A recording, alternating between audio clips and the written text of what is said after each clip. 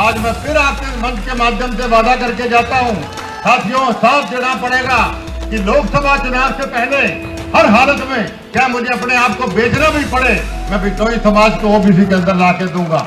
आज मैं वादा करके जाता हूं, लोकसभा चुनाव से पहले हर हालत में चाहे मुझे खुद को भी बेचना पड़े, मैं बिश्नोई समाज को ओबीसी में लेकर आऊंगा। ये कह रहे हैं बीजेपी नेता कुलदीप बिश्नोई, जो इन दिनों राजस्थान में खूब एक्टिव हैं। बता दें, बीजेपी हाईकमान ने बिश्नोई समाज के वोटों के लिए बड़ा दांव खेलते हुए राजस्थान में कुलदीप बिश्नोई को सह प्रभारी नियुक्त किया। राजस्थान में 7 लोकसभा सीटों और 37 विधानसभा सीटों पर बिश्नोई समाज का अच्छा खासा प्रभाव है। मौजूदा समय में बिश्नोई समाज से 5 विधायक भी हैं। बीजेपी कुलदीप बिश्नोई के जरिए राजस्थान के बिश्नोई समाज को साधने की कोशिश कर रही है और इसी प्लान को कामयाब बनाने के लिए कुलदीप बिश्नोई चुनावी बैठकें कर रही हैं और साथ ही बिश्नोई वोटरों के लिए बड़े दावे और बड़े वादे भी कर रहे हैं। राजस्थान प्रचार के दौरान तो कुलदीप बिश्नोई ने ये तक कह दिया कि लोकसभा चुनाव से पहले हर हालत में चाहे मुझे खुद को भी बेचना पड़े, मैं बिश्नोई समाज को ओबीसी में लेकर आऊंगा। और किस तरह से वादे दावे किए जा रहे हैं। चौधरी भजनलाल के बाद हरियाणा और पंजाब में कुलदीप बिश्नोई से बड़ा कोई बिश्नोई समाज का नेता नहीं है। कुलदीप बिश्नोई को बिश्नोई महासभा का संरक्षक भी बनाया गया है।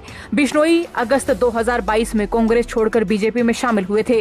हालांकि उम्मीदें रही थी कि इनके बेटे भव्य बिश्नोई को आदमपुर जीत के बाद मंत्री पद दिया जा सकता है, लेकिन हरियाणा मंत्रिमंडल में कोई विस्तार नहीं हुआ और अब चुनावी समय को देखकर कह सकते हैं कि ये थोड़ा मुश्किल भी होगा, क्योंकि मंत्री पद के लिए हरियाणा में कई और दावेदार भी हैं। लेकिन बिश्नोई के बीजेपी में आने के बाद बिश्नोई वोटरों को बीजेपी के खाते में जोड़ने का भी एक चैलेंज ही मानी, क्योंकि अगर ऐसा होता है तो कुलदीप बिश्नोई का कद और उनकी पावर बीजेपी हाईकमान के सामने साफ साफ दिखेगी। और अगर ऐसा नहीं होता है तो मान ले कुलदीप बिश्नोई के लिए संगठन में कई और सवाल और कई और बड़े चैलेंज हो सकते हैं।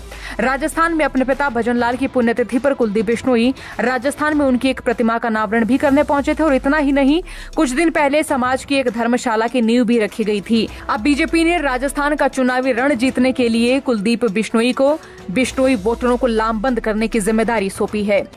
हमें 36 बिरादरियों का साथ चाहिए, लेकिन समाज का संरक्षक होने के नाते मैं आपसे आश्वासन दिलवाना चाहता हूं। मैंने जांबा में एक वादा किया था, जो सबसे बड़ी मांग हमारे समाज की रही कि ओबीसी के अंदर में ओबीसी में हमारे बिश्नोई समाज को आना चाहिए। आज मैं फिर आपके मंच के माध्यम से वादा करके जाता हूं, साथियों, साफ देना पड़ेगा कि लोकसभा चुनाव से पहले हर हालत में क्या मुझे अपने आप को बेचना भी पड़े, मैं बिश्नोई समाज को ओबीसी के अंदर ला के दूंगा। मैं आज कई गांव के अंदर पहुंच गया, कई गांव के अंदर यहाँ भी गया, बड़ा मन खुश हुआ। अगर मैं भादरा गया, वहां लोगों ने कहा ये नहर भजनलाल जी ने बनाई। आज मैं रानीवाड़ा में आया तो यहाँ लोगों ने कहा नर्मदा कैनाल चौधरी भजनलाल जी ने बनाई। एक बेटा होने के नाते मन खुश हो जाता है जब लोग कहते हैं कि आपके पिताजी ने ये काम किए। कुलदीप बिश्नोई वादे कर रहे हैं, दावे कर रहे हैं, लेकिन देखना होगा इस अग्नि परीक्षा में वो कामयाब हो पाते हैं या नहीं, बिश्नोई वोटरों को बीजेपी के खाते में जोड़ पाते हैं या नहीं।